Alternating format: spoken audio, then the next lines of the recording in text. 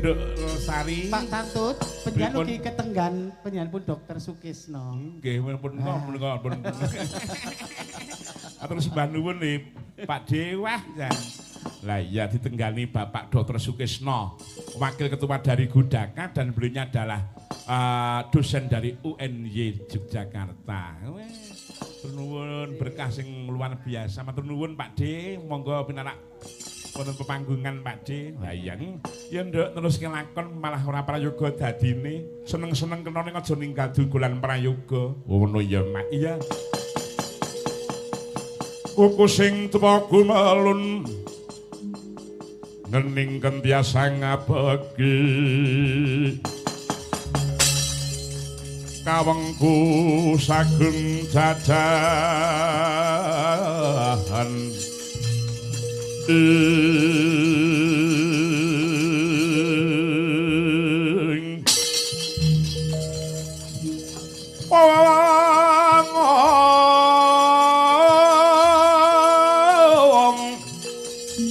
nanging sang tangi kipi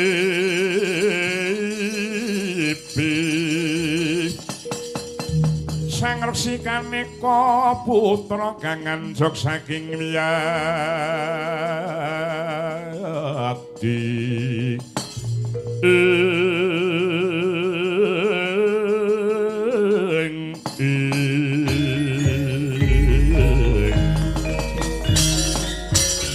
kandan ingkang kembang kadung kelawan kembang-kembang menurut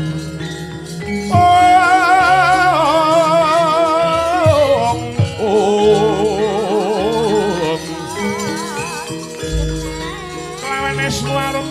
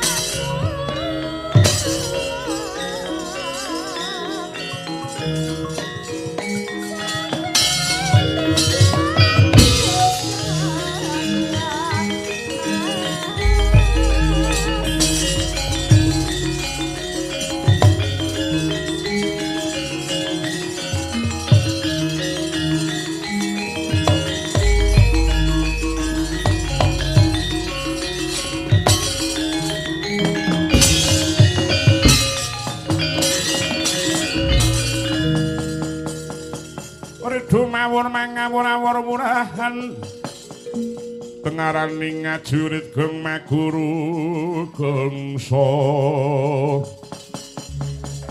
tata kadya putula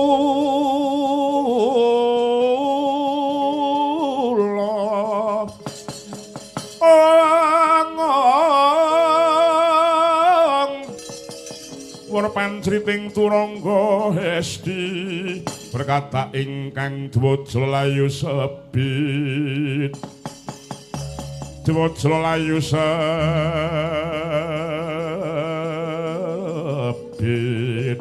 ing manggih urmiyin sang penemban begawan dewaning rat rikala semanten panjenengan sowan dhateng negari Ngamarta ingkang saperlu ngringkihaken dhateng pata jiwaning para Pandhawa.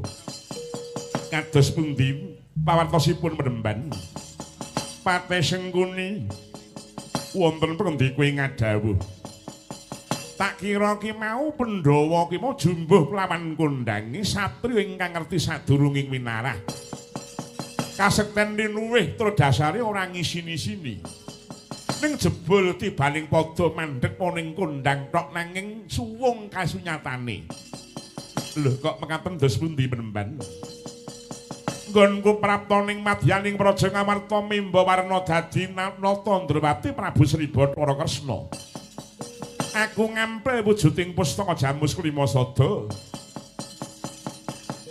Nanging Sengguni Klimasada ingkang dadi kekuwataning para Pandhawa ki mau diwenehke kanthi gampang marang aku dina iki. Menapa ing rikalangan menika pustaka Jamus Klimasada sampun panjenengan asta wis tak gawa sing kudu edeh benemban matur nuwun.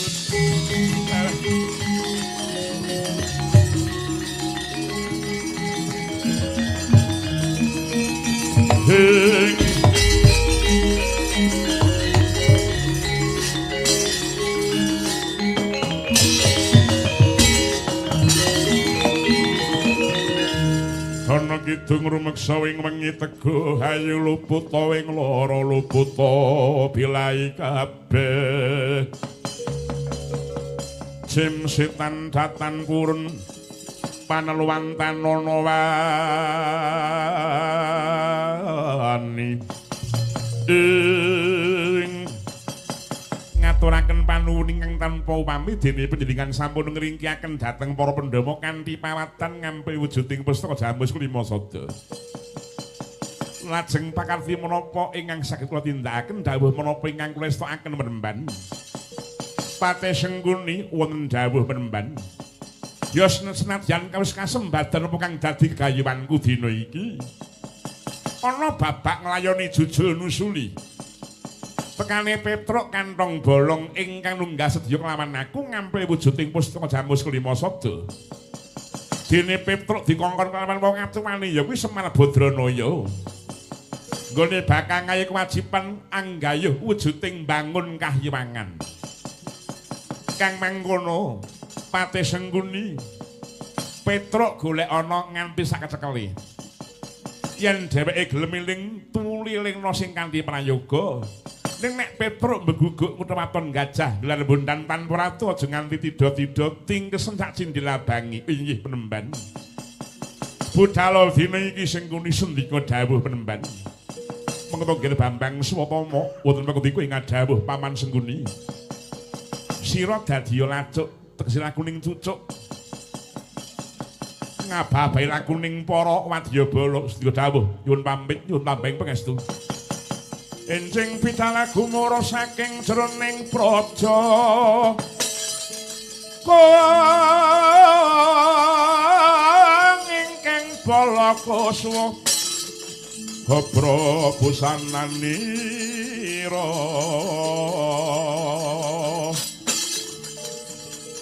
ler surya wedalira saking jalani dirasa medangi jagat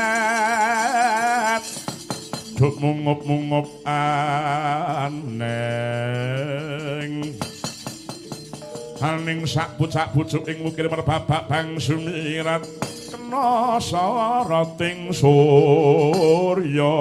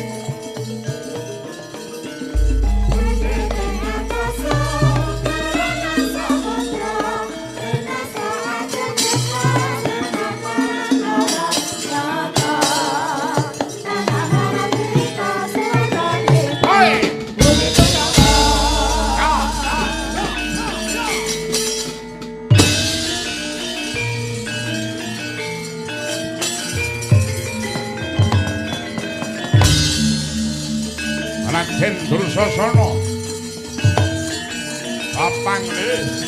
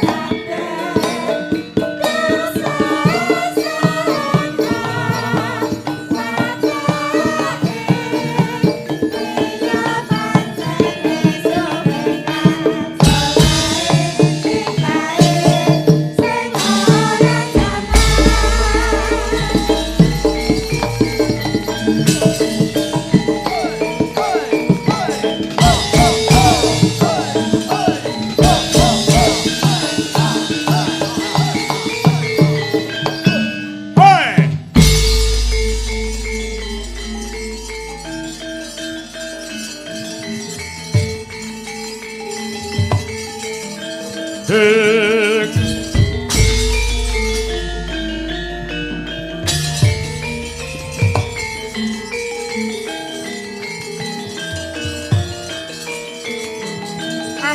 malumpat sampun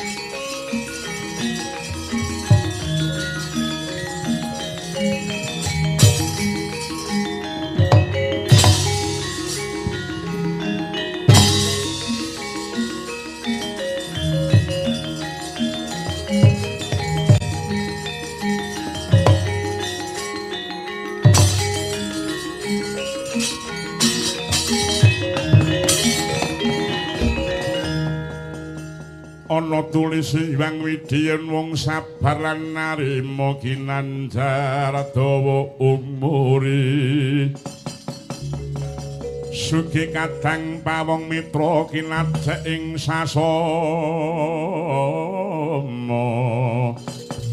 ing anak Mas Gatotkaca wonten dawuh ingkang kados pundi wa lan Sirantasena ana apa Pakde? Wancine wis bedhug tengangi. Mongko plethek ing surya iki mau Petruk suwan marang Praja Ngamarta nanging nganti tekani wektu iki durung ana kabul kawusanane. Nggone utus dening Kyai Semar Badranaya. Ing kamangka Kyai Semar ki mau bakal ngayahi kewajiban bangun marang kahyangan. Kang mangkono nggih dipepuja wae muga-muga wae Petruk kalih Sekar Beda mangke Kang Yuwana. Aja do ngrasani aku sing teka.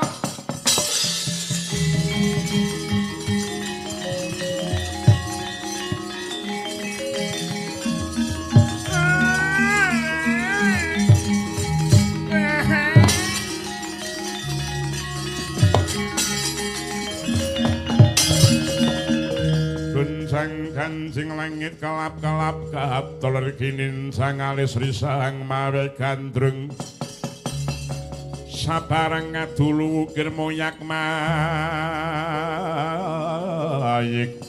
ing Petruk teko-teko nangis ning apa kula ajeng matur kalih jenengan matur perkara apa kula titip bojo kalih anak kula. Lah ngopo? Kurang-kurang bejane kula ajeng dipateni kalih Kurawa. Kok ngono ki piye? Truk sing matur sing cetha le. Kal dipateni Kurawa ki mau ketemu pirang perkara. Ngeten, Gus.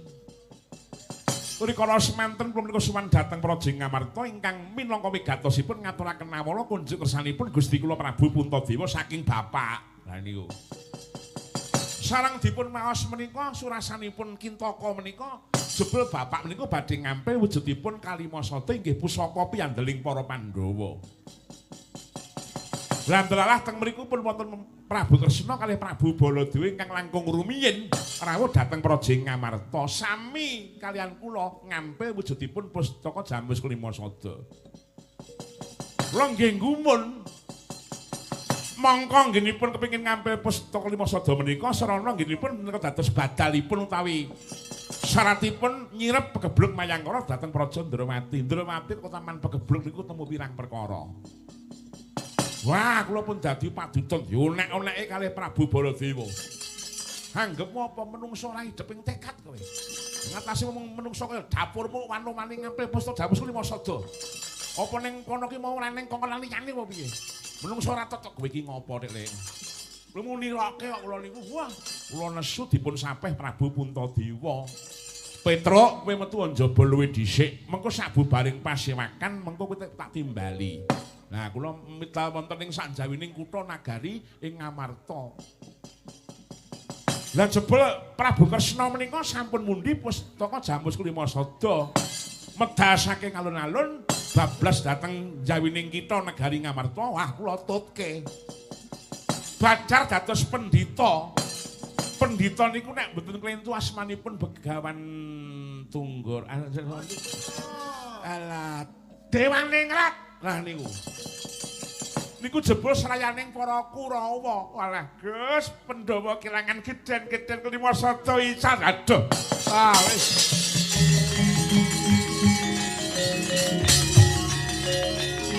Walah, Bro.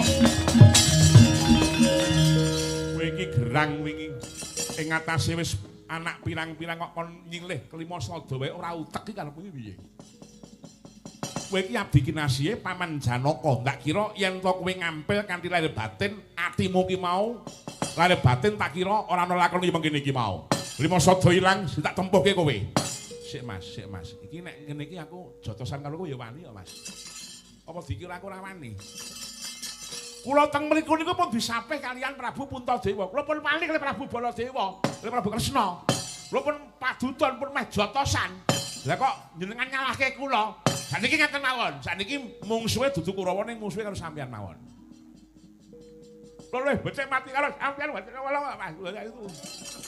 Kula niku pun urip pun rekoso. Wong diuyak-uyak mendring mawon. Lha kok kula mang salahke niku karepe niku sampean. Pripun sakniki?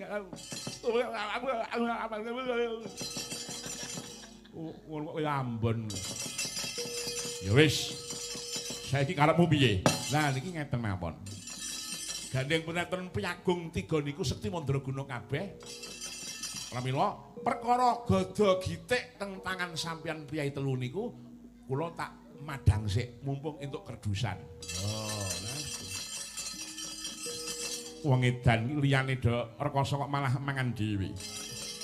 Ayo nggih wangun iki negara Ngamarta keleben marang prik sandining mungsuh ingkang bakal ngrubaki marang panunggalaning bangsa. Digoleki para sata Kurawa yen perlu kinen balike pustaka Dames Krimasada. Monggo kula dherekaken. Ayo wo.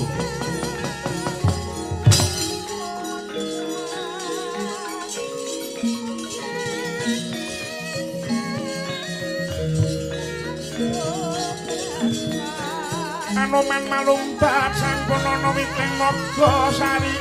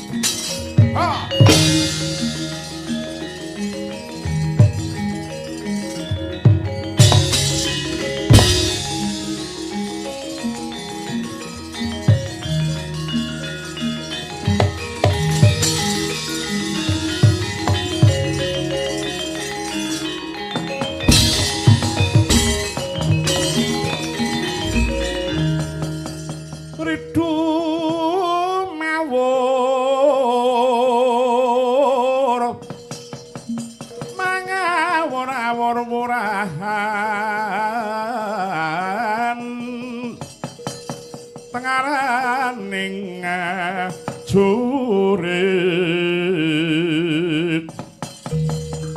kong maguru kongso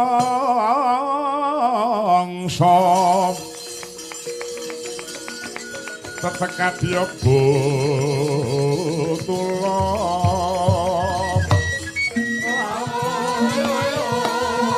orang panceriting turangga hesti berkata tingkah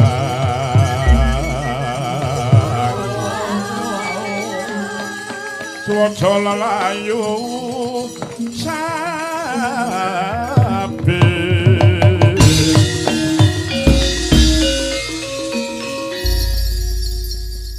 ora pangling Antasena ya Pak Di Kartomarma. Antasena kowe ngerti buronku apa ora? Ora ana kidang menjangan lumaku ning sak ngarepku. Dudu kidang menjangan sing tak karepaken nanging wujude manungsa. Ya kuwi Petruk kantong bolong genah saiki kowe sing Idra Pustaka Jamus Limasada. Aja ndakwa sing tanpa ana buktine. Ing ngarep yen to Petruk kandha jarene ana pendhita slayaning para sata Kurawa nyidra resmi wujuding Limasada. Nek nganti para Kurawa ora gelem bali aku tak babati barisanmu parat. Waduh, biyuh to blas bil. Wani tanding marang aku. Sing tak wedeni apamu. Empak Maji Jaya kawijayanmu tumpang soh ngabake dodok ikamu dengkleh. Ora gelem minggat gimbal ndasmu dina iki parat.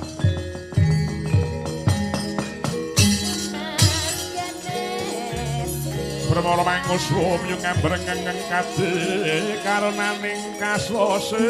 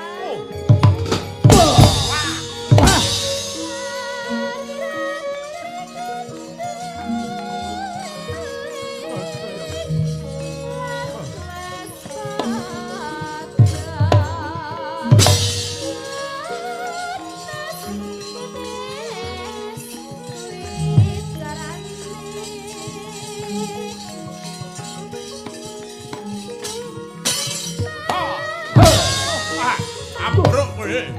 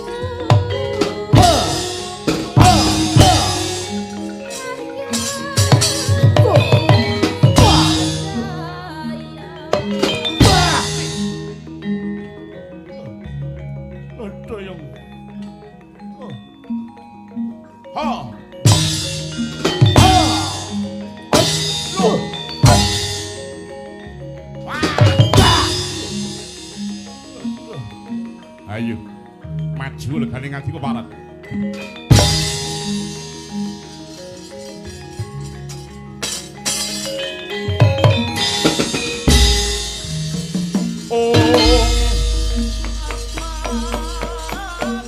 Ora kena sinangga miring Antasena. Ayo. Apa kang katon legane ngati ku Antasena? Taman wae kula bakal tinggal gelanggang kula kelayu.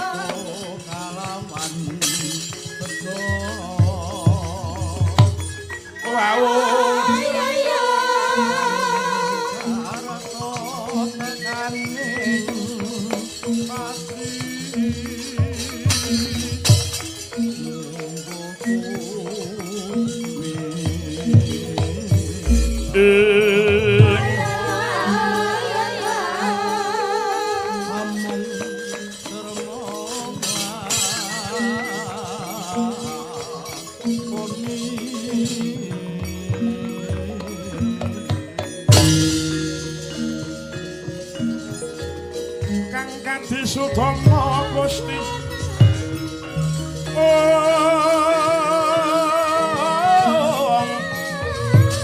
hati-hati Cendro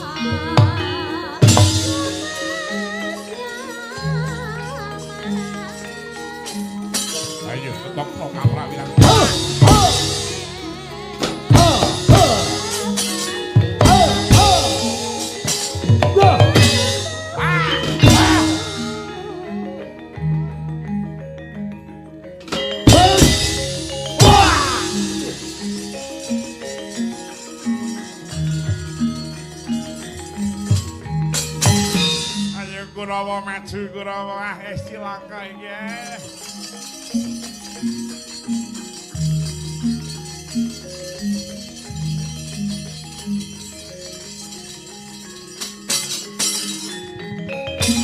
Amuk Suramarata, Siyamarata. Surut ayu tanding ana kaling atiku. Akelo nyamamu parat merang tata parat.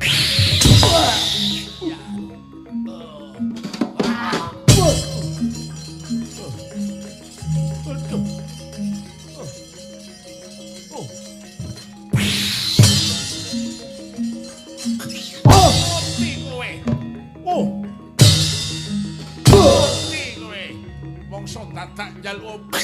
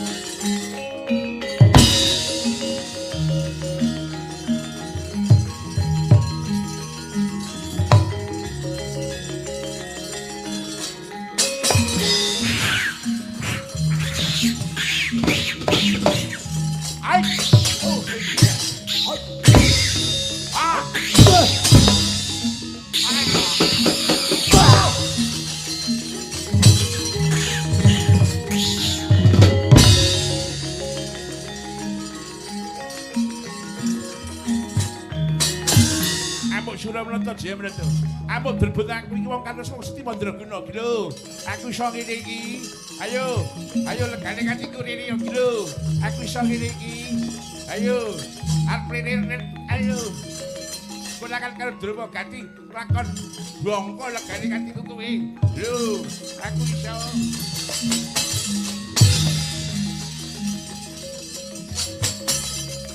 Woi, dadal lagi lho. Kiri-kiri Mas Gati.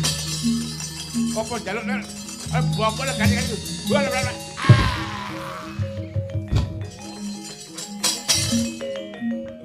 le. Ya ngono kok mangan rong piring. Ya mundur.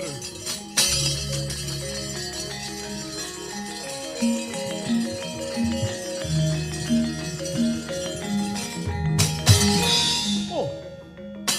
Loh. Ha.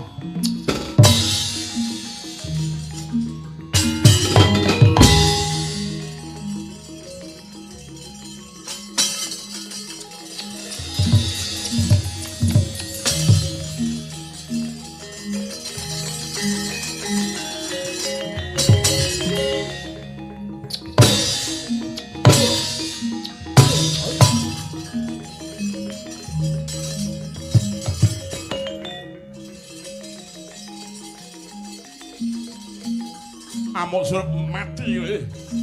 Bongko kowe. Mongso dadak njaluk banyu mungsuh Swatama. Ayo.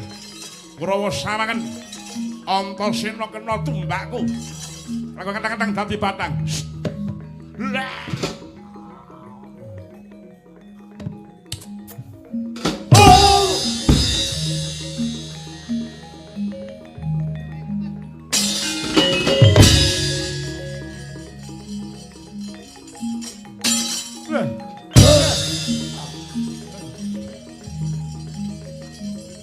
Amuk Suramarata jeng tamu dilebut.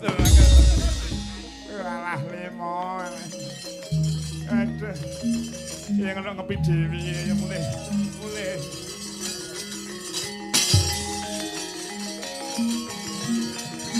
Hey!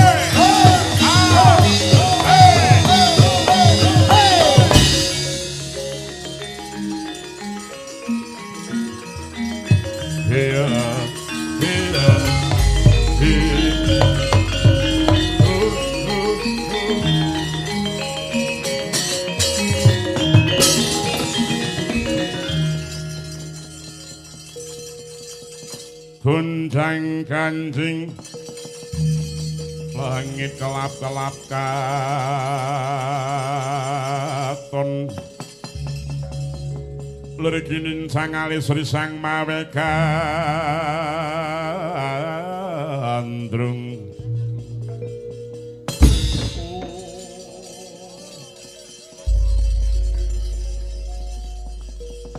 liyane do gembrobyos kok malah denguk-denguk ngopi nang kene iki. Walah Dursasana tak jagake ngaya-aya kok ngomah kok tekan Mletho iki piye. Kowe iki werkudaraning Kurawa lah kok malah ora nggondro sepiro kaya ngono. Mungsuhe sinten lan? Mungsuhe Gatotkaca eneng anta apa kuwi Antasena eneng Anoman eneng. Wah, wong gamben-gamben kabeh. Iya. Swatama pripun Swatama mundur. Pertama-tama sing maju ki mau Kartamarma. Kartamarma mungsuh kelawan Si Antasena kalah, Kartamarma mundur nggawa gada dituthukke kelawan Si Antasena Ragina Wirasa. Gada dicukit dening Si Antasena tuthukke sirahe Si Kartamarma kluthuk mak pegungkung gletak dadi bayangan digawa ning puskesmas manis Renggo wis ora ketampa kok le. Dadak ning Nyoja. Ning Dokter Un. Oh Nyoja Dokter Un niku napa enten? Salah ding lah. Ora bejaji Kartamarma maju Surtayu. Surtayu ngene ketoke bodine entuk. Nganggo jaket tentara kae. Ayo maju legale gebuk ndasmu kowe. Mak plingkrik iki mau weruh-weruh Hanoman wis ning pundhake Si Surtayu. Surtayu dicokot kupinge mak cotet, mak pekungkung gletak dadi bayangan. Ning puskesmas Prambanan wis ora ketampa. Sing maju melih Bambang Swatama mlelongke tumbak. Nguncake tumbak karo Si Antasena ki jane weruh nek ditamengi dadane ning Swatama ki mau ora ngerti nek diapusi.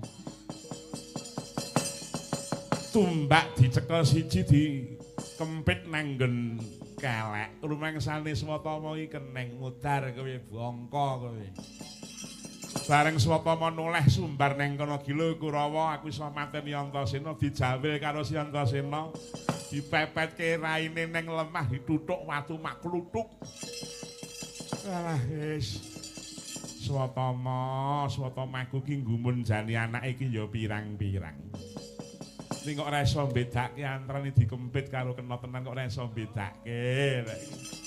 Ya ngono rabi nek nggumun. Ya ono anak-anak iki anake sapa ngono. Tritanata pamit melu ning Juwiring.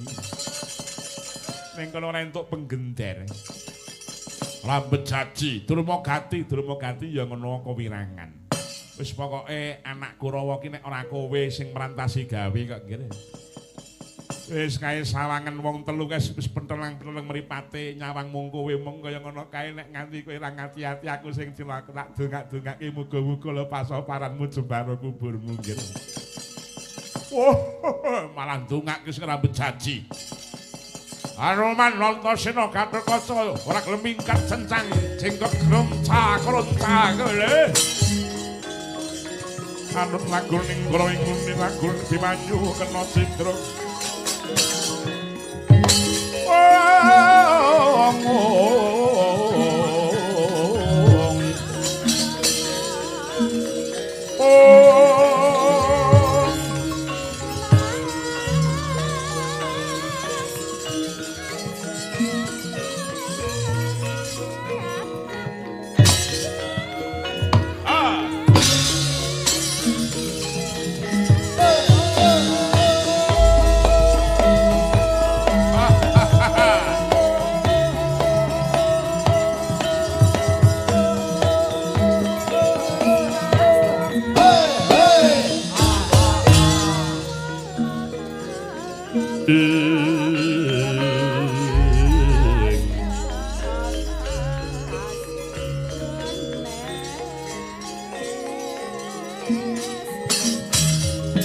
Antasena le.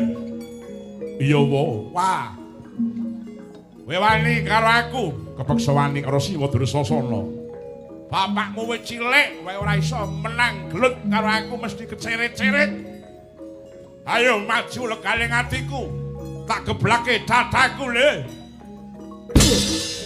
Ora krasa wong ora bejaji. Ora bejaji kowe.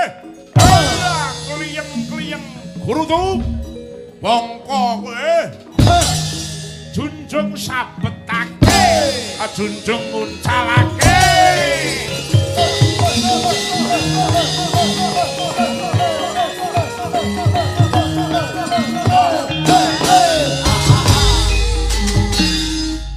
Dursasana jaya, Dursasana menang. Dursasana jaya, Mas Jaka. Mas Jaka. Tak Mas Jaka. Sering apa? Dursasana jaya, Dursasana menang. Menang jaya di RRI Surakarta di belakangnya.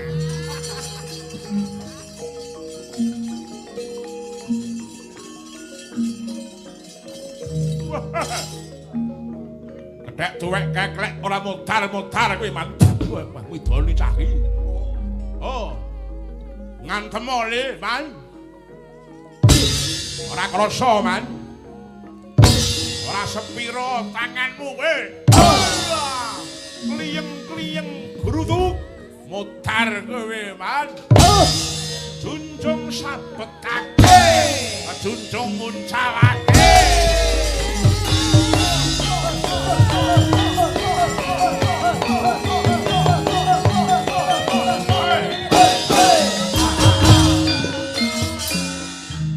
Dursasana jaya,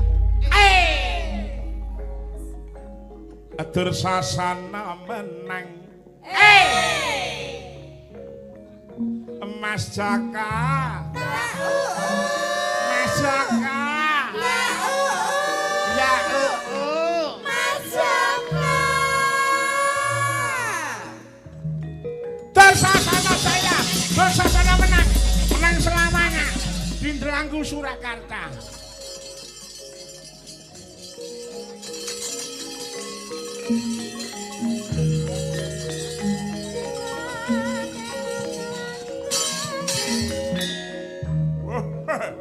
Gatotkaca. Widya. Ngungalake marang dadamu, monggo. Widya. Ora krasa. Widya. Ora apa-apa. Widya. Malesa le sing ati-ati, ora samling.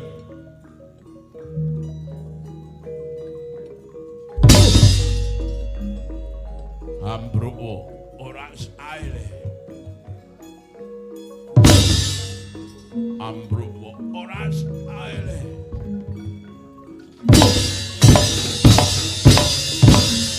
Ambruk karep ora karepmu. Ora saile.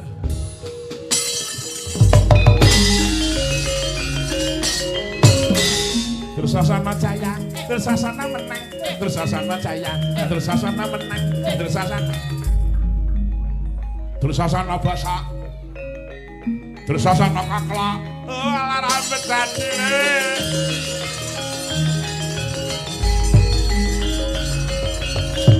Dursasana, Dursasana kecing, Dursasana kecing.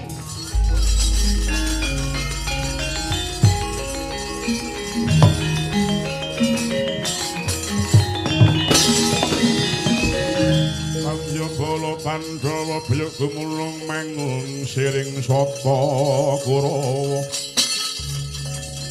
Kampagun Kesrukati ing sengkuni wonten dawuh Prembang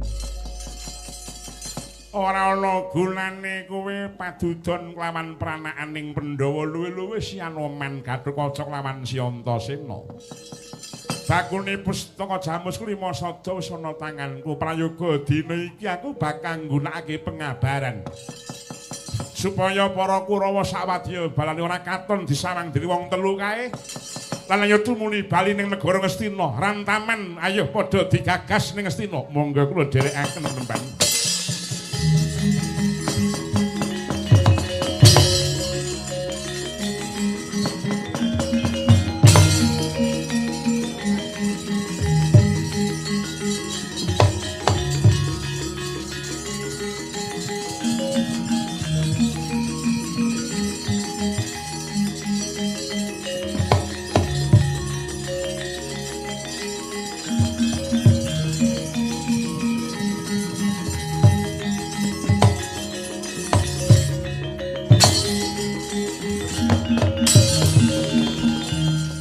Mara sang Harjunes munira kamanungsan kasrepan tingkah ing mungsuh niran padha kadang ing Satyaki ketiwasan Yayi Koko Prabu kula paring dawuh bilih ngamarta badhe wonten mendung peteng mendungi saiki malah wis ilang banjur saiki malah dadi udan.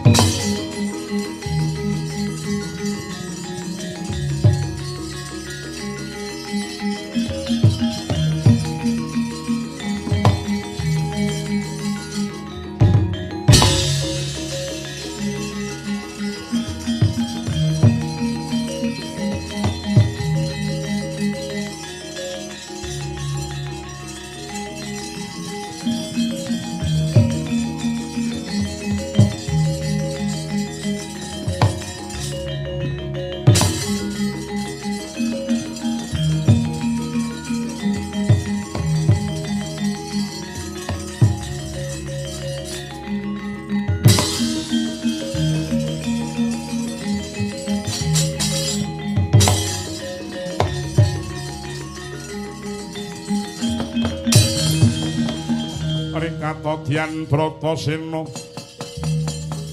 kamboboling bang bintul wadi sarira ngula dumung yen ngandika gumalagar ing Koko Prabu Koko Prabing Ndrawati sampun geguyon kaliyan Ripaduka para Pandhawa katemben kewala Koko Prabu jengkar saking negaring Cintakapura sari musti pustaka jamus klima sada nanging dereng ngantos tigang kedhepaning netra Paduka sampun lenggah malih wonten ing mriki malah kepara dipun dherekaken dening Yayi Satyaki.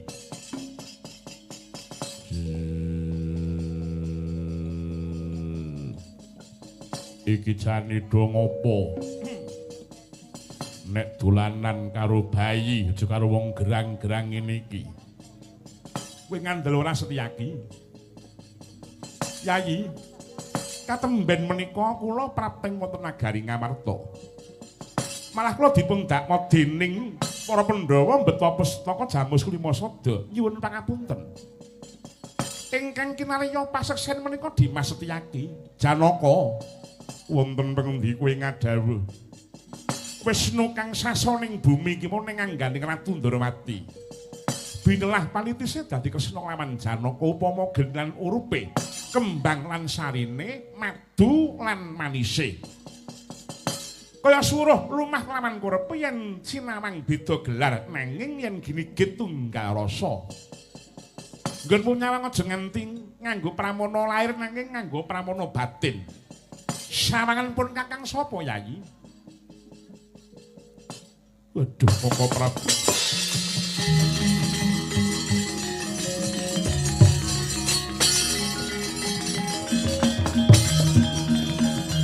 Waduh, Koko Prabu kapejalna arinta kula namung nderek. Jebul nagari Ngamarta kalbetaning Pandung Aguna telik Mangindrajala. Wah, piye iki? Tresna kakangku piye? Yayi. Ana wong kang sengaja ngorek-orek jeneng Ratu Ndorowati. Lamun pun Kakang Pruh yen iki tanduraning para Kurama dikepiye wae nyatane Pandhawa lirwa ing panindak. Nganti samengko ana lakon kang kaya mengkene iki mau. Kados pundi Koko Prabu ingkang rayi andhoding kalepatan. Yayi, monggo sami-sami prapteng klampe sireng. Inggih namung Kakang Kyai Badranaya ingkang badhe saged ngawikani dhateng perkawis menika. Malah Kakang Semar, iya. Werkudara pancen nyata. Ingkang wis tanggap marang tekane bebaya kang gedhe. Nyatane kongkonan Petruk supaya-boyong marang mbarep kakangku jangkep sak lima sadane.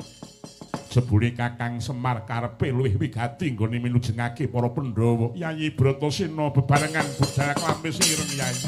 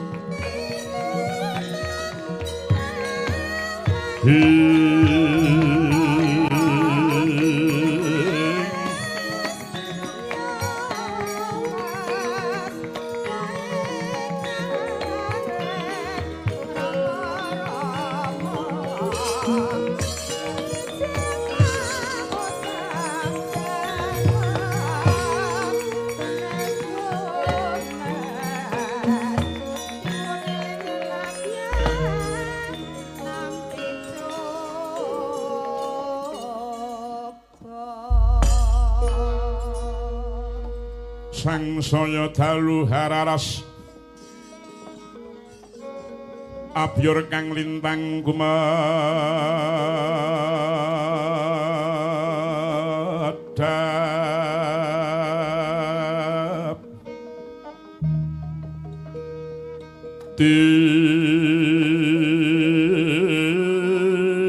Tisti sunya tengah wengi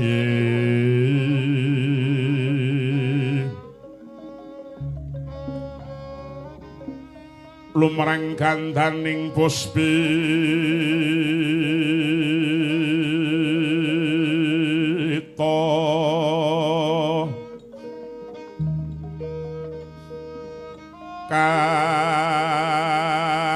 karemiwaning pudyanira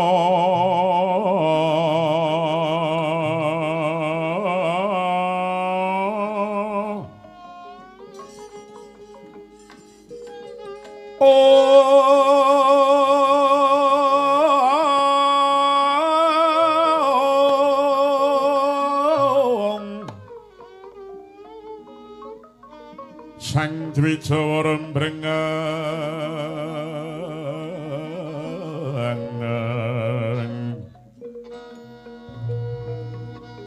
lira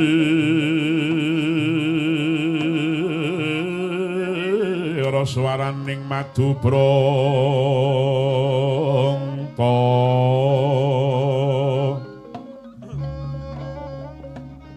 manungsung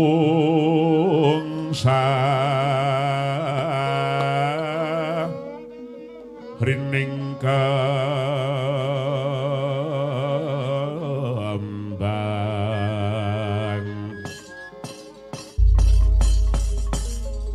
awan siniwus madya ratri mangko pratandha panci kadat sanga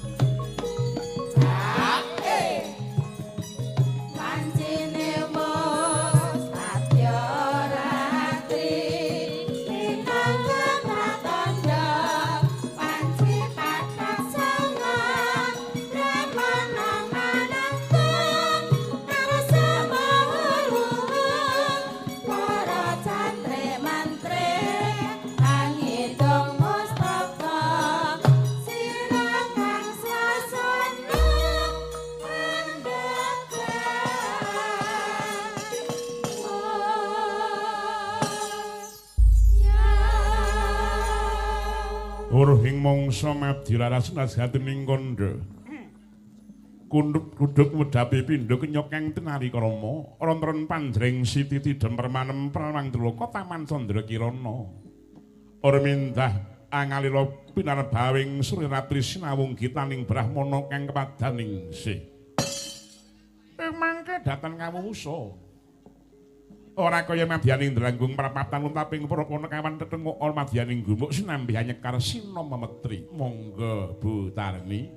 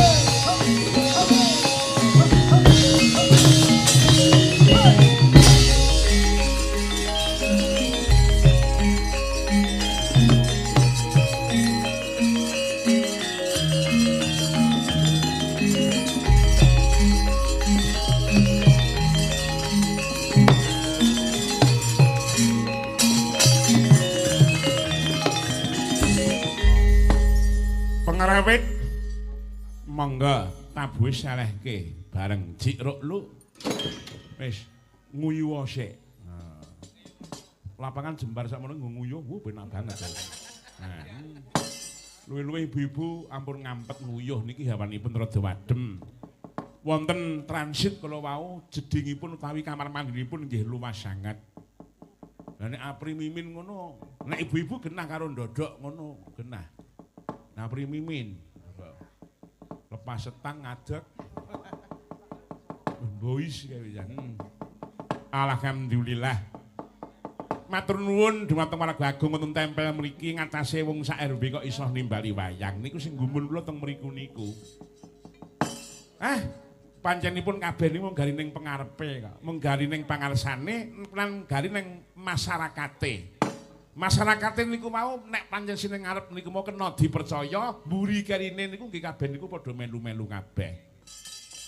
Langkung-langkung ingkang dados pelindungipun Bapak Suryadi Kepala Desa, penasihat Bapak Walidi, penanggung jawab Bapak Jarwadi Ketua RW. Lah niki Pak. Pak Jarwadi niku piyambak piyayine kendel ning ya ngripta lelagon ya iso. Alhamdulillah, mugi-mugi nggih dereng kundur. Alhamdulillah. Bapak-bapak panitia nek saged ngampun kundur, masyarakat niki ngampun kundur sebabe napa? Mriki niku jupe kula niku teng mriki dipun timbali dalam rangka metri dusun. Nah, sing didongake niku ora ngomongake warga kene ning masyarakat kabeh sak Indonesia. Ndongake melek bengi karo dalange ngancani, mosok kelakon mengke kula bar gara-gara ditinggal penonton blas ora ning sing nonton. Napa demit niki. Matur nuwun sanget. Langkung-langkung Ketua Panitia Pak D. Suripto, mugi-mugi nggih dereng kundur. Dan pokoke tak anu Pak. Tak absen kok Pak Ngadiman. Oh pun nggih. Nggih, Pak D. Supono, Pak Sunari. Oh alhamdulillah. Tur nuwun sanget. Kapan iso gawe kano gubuk kaya ngene Pak Sunari ngono kuwi. Apa enake omahe mulut ke tak dosek. Wes apa? Pengrawit komplit Blangkongan Coro Solo. Terus kapipun nggih era baru. Kabeh do jarikan kabeh. Ora eneng sing sarungan ora eneng. Oh eneng ta? Pengrawit kok sarunge kotak-kotaki. Ana kidung rumaksa wing wengi teguh ayu luputa wing lara luputa bilai kabeh. Jim setan datan purun paneluwan tanana wani. Mima panggawya gunane wong luput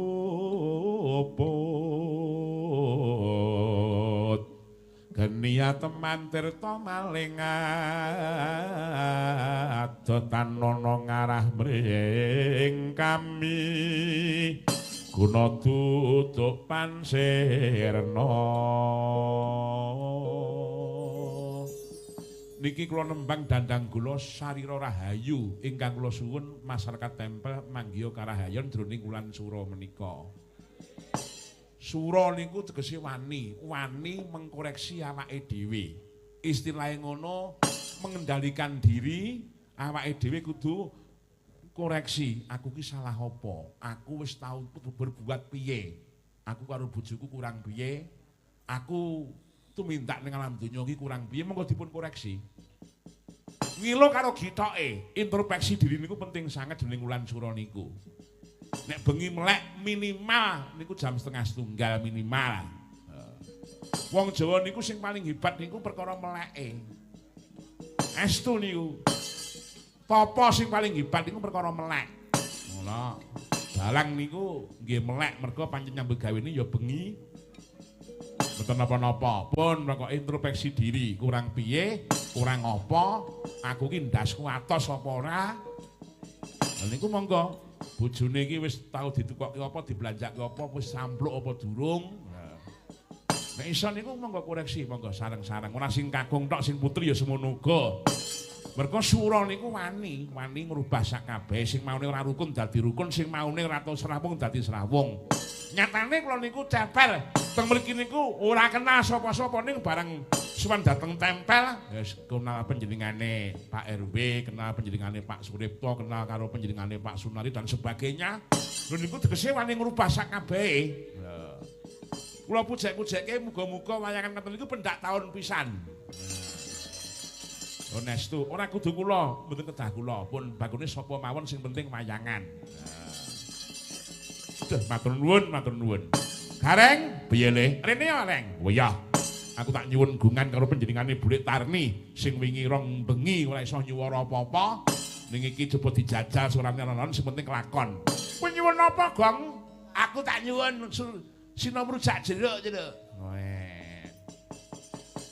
Rene Gong. Wah, duh. Aku angger karo kowe iki nek ra mangan mie ayam. Alah. Adek kaya Vito karo Rangga. Nang ndi wong loro. Lah kuwi cekel-cekelan wadi kok le. Sing Rangga yang ngerti wadine Vito, sing Vito ngerti wadine Rangga. Mulane kuwi. Ha iya. Monggo kaya apa? Ah sinom rujak jeruk dol tinuku antarane Mas Agus saking Semin utawi saking Ngawen Gunung Kidul kalian Bulik Tarni yang saking Ladan Trucuk. Iki panyuwun saka panitia. Lah iya, sing durung diaturke sore mau saiki dicaoske. Oh, ngono. Kayak iki setengah loro. Waduh. Jamok cepet men. Udah. Dangduh alah. Ayo. Lek mimin kae ya urung ngantuk ketok le kimplah-kimplah. Ya le tong kebo. Duduh gule. Wah, ketok kebo wae. Lah iya. Angger melu liyane ngono wis. Kira-kira rada repeh ngono wis. Turu ning ngarep bunangan ngono kuwi. Ya jar koran. Ayo. Ya, kaya ngapa? Nyuwun genganipun sinom rujak jeruk. Oh iya, monggo. Bedhog randang ngentang-ngentang. Bedhog drandang ngentang-ngentang terus Mbokne toletakan dani sing nyuwara ki elok weh guru SMKI Negeri Surakarta kok Dwija kok mangsamu iki pelekke iya jadi satpam dhisik saiki wis diobrak-abrik kok nganti aku ora dadi guru tak bedili sitok-sitok ngono. Engko bedil banyu. Ha iya. Enggak.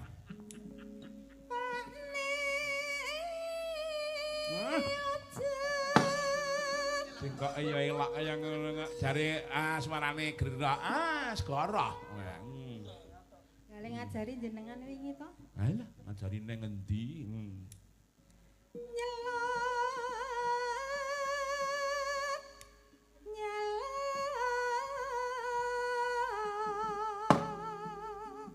Sing tak mesake iki Butarni kae lho ibu-ibu sing do lenggah ning mburi kono kae lho apa ora adem ya Bi nggih kon brukut kok niku mbiyen ya brukut kok ya brukut nek digagas perkara brukute ning beliaunya ibu-ibu itu peduli dengan budayane awake dhewe mirsani wayang biasane lho ning daerah Klaten yang bareng limbukan arep gara-gara entek penonton ki penonton papate sing loro mendem terus sing loro turu ngentut wis ning lah iya ning nyatane ning tempel kok aja disepelekke le wah piyayi mburangan kok ha iya monggo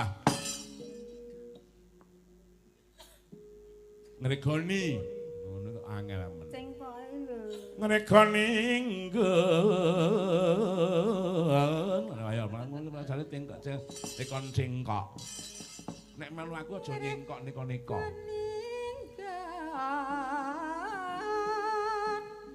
Purarate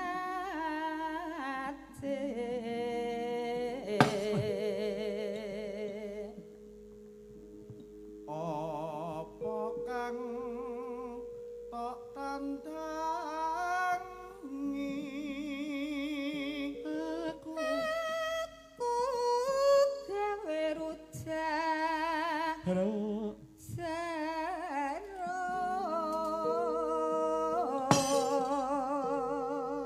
biasane jero. Trauma isih. Isih wedi, Mas. Kepuyuh ora? Kepuyuh ora? Mboten. Aja diampet lho, engko ndak dadi batu. Mboten. Batu bata.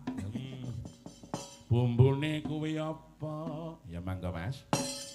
Bumbune kuwi apa?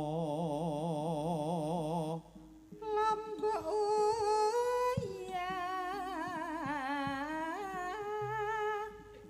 Kula trasi. Jeruk. Jeruk kali dasare wonten Mas.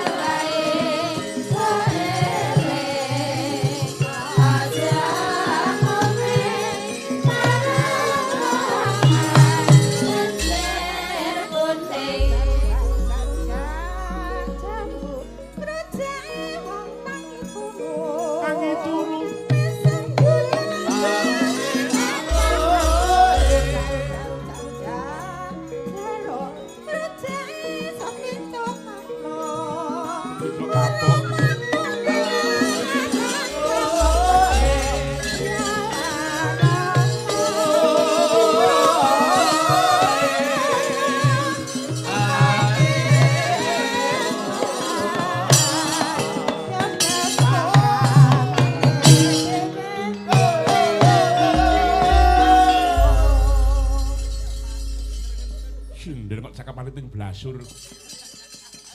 Tak cambu. Lucake sekapuk pincuk. Alah, yung. Nek ora ngono dudu Butarni. Nah, engko Butarni kula nyuwun mengke gandeng Butarni menika pembunang penerusipun saking kanca-kanca silat ingkang dumadi saking Sinden Klaten. Engko diaturi nabuh mengko sing bonang barung saka Wani Tombok.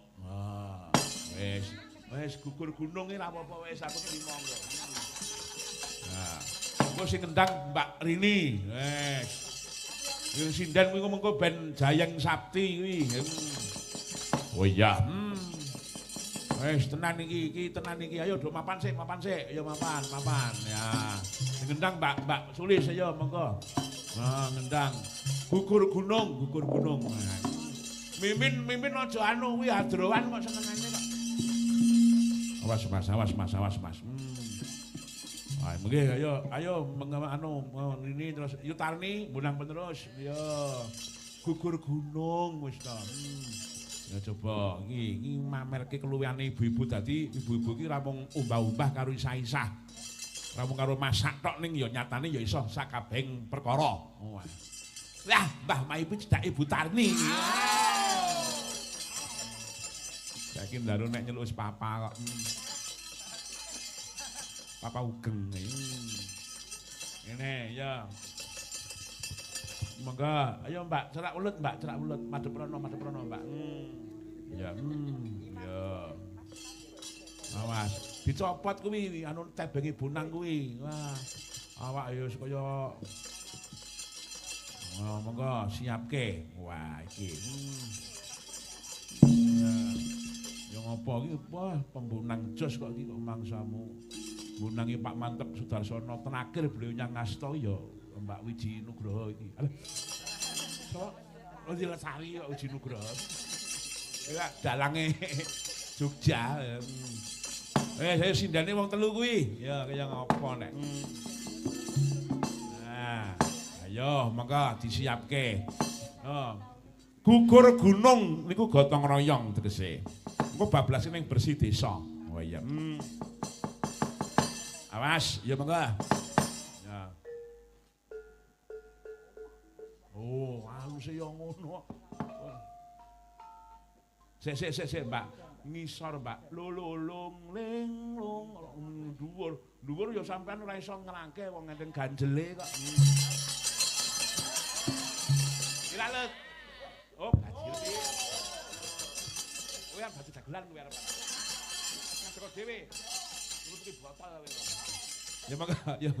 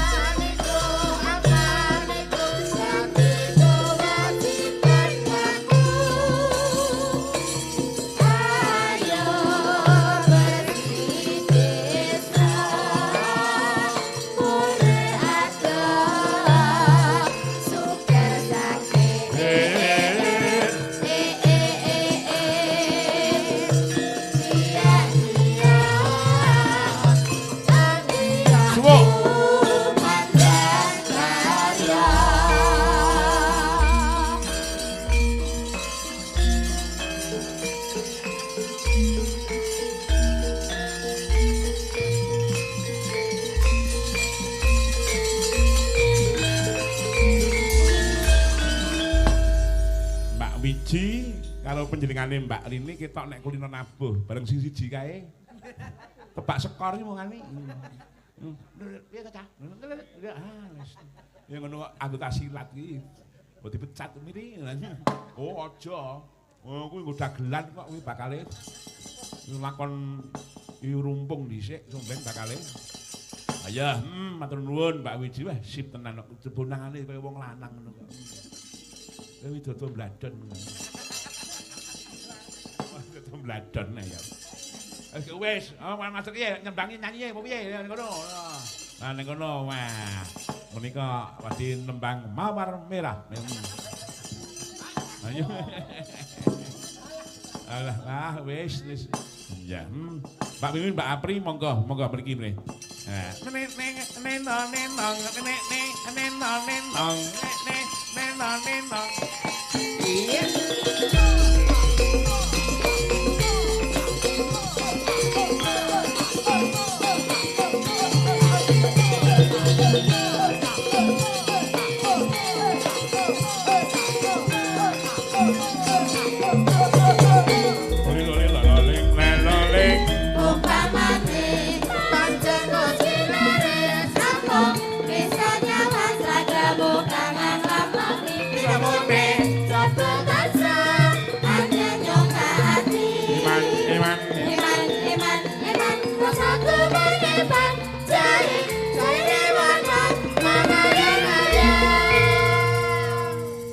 Jahe warna Wayang bayi dan rasaku, jahe warna gayaku, pria ragaku, jahe warna rasa jaya.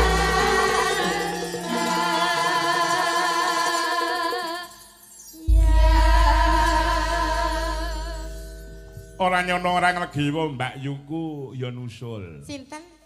Anu Mak Giyah? Oh, nggih, Mak Giyah. Aku mau wis ngrasani karo Mas Cenil ning pondokan mau. Iki mesti kok Yu Giyah mesti rawuh.